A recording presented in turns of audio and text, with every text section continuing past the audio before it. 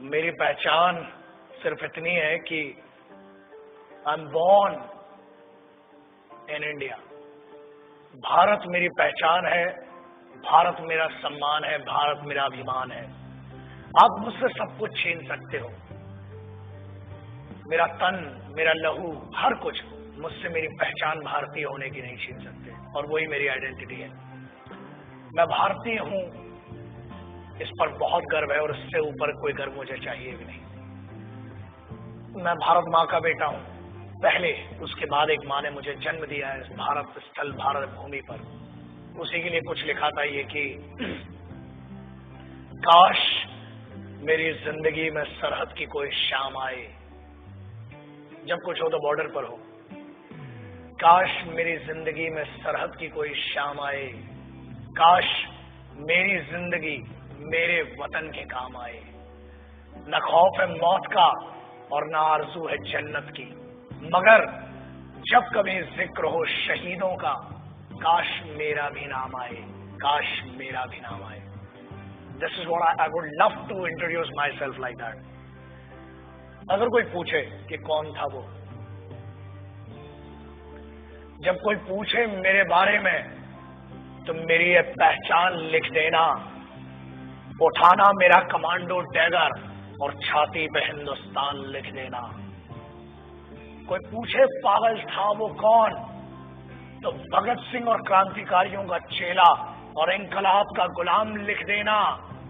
और बचा हो जो जिस्म में लहू मेरे, निकालना उसे, फेंकना जमीन पे, और माँ तुझे सलाम लिख देना। यही परिचय था, है और रहेगा।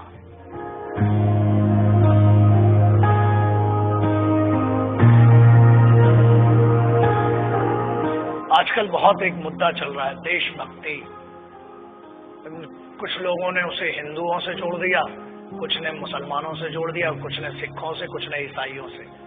एक बात याद रखना, हम पहचान हैं एक ऐसा महाविद्यालय, एक ऐसी university. It's like an university, it's like a college, the country is like college. We may have different wings, we may have different subjects, but we all belong to one college, and that college is Bharat, राष्ट्र।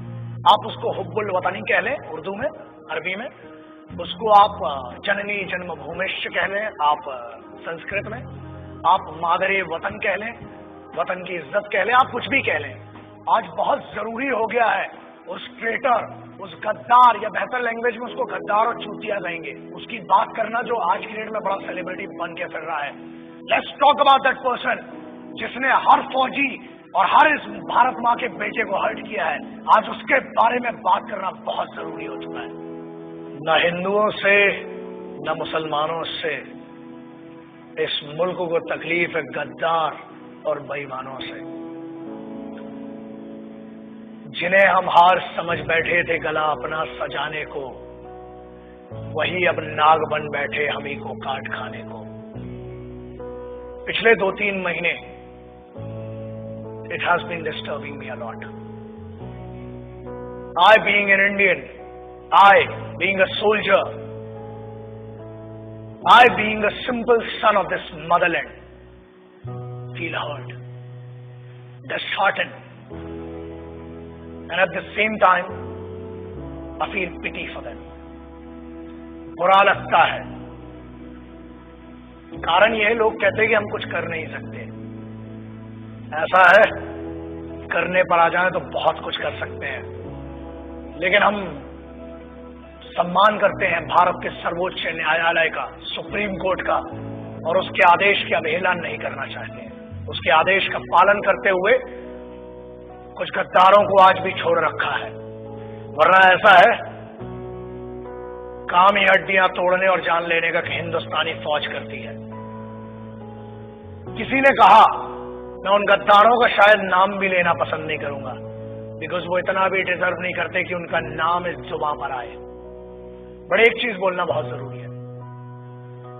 कुछ लोगों ने यह कहा कि भारतीय सेना rapist है। अगर घरों में बैठे हो ना, और अगर तुम्हारी बहनें और तुम्हारी माएं घर से निकल के जा रही हैं, तो सिर्फ ये हिंदुस्तानी फौज है जिसकी दम पे तुमने भाई होने का, बाप होने का फर्ज नहीं निभाया होगा, मगर this the only Indian armed forces which maintain that dignity of a soldier and maintains that brotherhood. आपकी बहनें, आपकी माँ अगर सुरक्षित है तो वो भारत की सेनाएं हैं जिनके कारण है। बोलने के पहले सोचा करो। तो किस्मत बहुत अच्छी थी कि फौज के सामने नहीं बोला, वरना जो हीरो बना दिया ना इस देश में, फौज तुम जैसों को छोड़ती भी नहीं। मगर ये भारत का संविधान है, this the constitution of India, जिसने बांध रखा है हमारे हाथों को। क्रोध करना मेरी आदत नहीं है, मगर आता है गुस्सा। इसलिए आता है क्योंकि चाणक्य ने कहा था कि अक्सर मैंने झूठे लोगों को मुस्कुराते हुए देखा है। जो सच बोलता है और दिल से बोलता है उसको गुस्सा बहुत आता है। और ये गुस्सा इस बात का है कि इस देश में कुत्तों को मारने की परमिशन नहीं है, इसलिए अभी तक बचे हुए हो। फौज को रेपिस्ट बोलते हो? Ask your sisters and your mothers, ask your family members. If there are 10 young boys and if there is a single soldier, ask a girl, ask a young girl, where would she go for the help and whom would she ask for the help? And I ensure this, that girl would go to a soldier and ask, and she'll say one thing, certainly she'll say, and she'll use this word, भैया मेरी मदद कीजिए। क्या है ये? जवानी संभल नहीं रही है तो बताओ।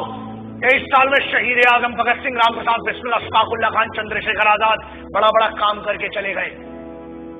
बहुत गर्मी है, अरे सेना ज्वाइन करो, भारत की फौज, आओ दुश्मनों से लड़ो ना। घर के अंदर क्यों दुश्मनी का माहौल बनाते हो? एक बात कही गई जिसपे बड़ा दर्द हुआ कि अफजल, अरे वो गद्दार टेररिस्ट, उसके लिए बोलते हो, उसको हीरो बना दिया तुमने, वरना कोई जानता भी नहीं था। ऐसे बहुत आए गद्दार, बहुतों को फांसी लगाई। उसको कहा गया कि अफजल हम शर्मिंदा हैं, तेरे कातिल जिंदा हैं। I feel ashamed for these guys. तेरे कातिल मतलब क्या है? What do they want to say? तेरे कातिल कौन हुए? भारत का संविधान, सर्वोच्च न्यायालय ने उसको फांसी सुनाई है।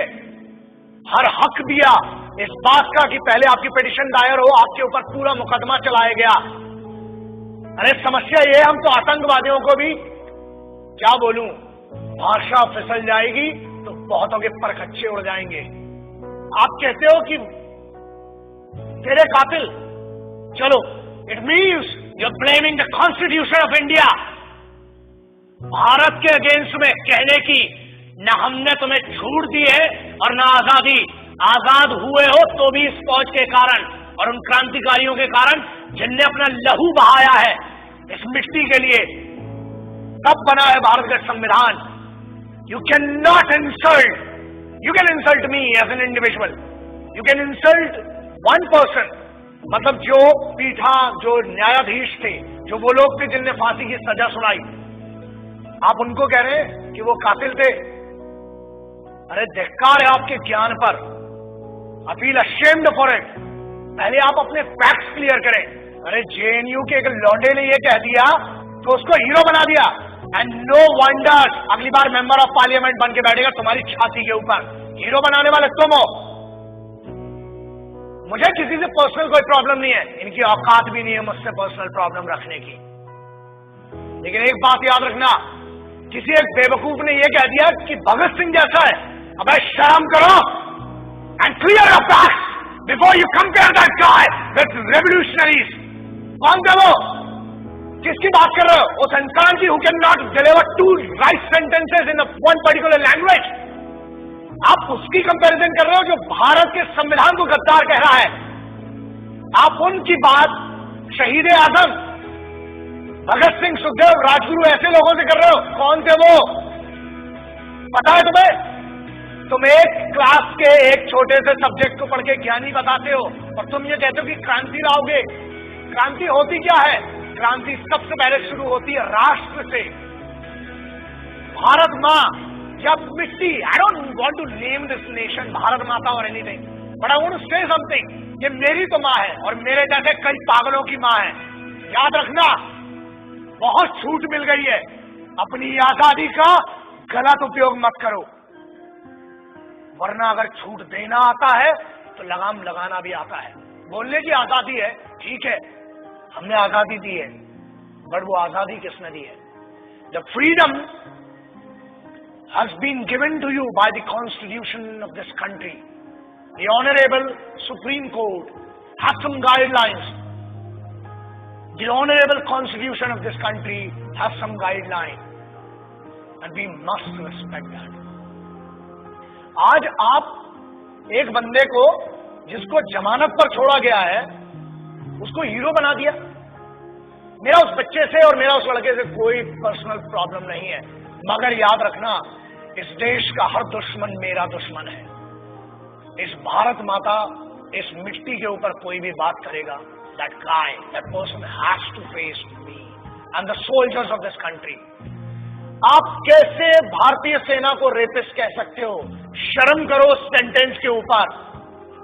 अगर आज भी बच्चियां सुरक्षित हैं, if the Indian youth, if everybody, whoever is doing whatever they want to do, if this freedom has been given to them, it is just because of one thing, that Indian Army, Navy and Air Force, the Indian Armed Forces are fighting for you day and night.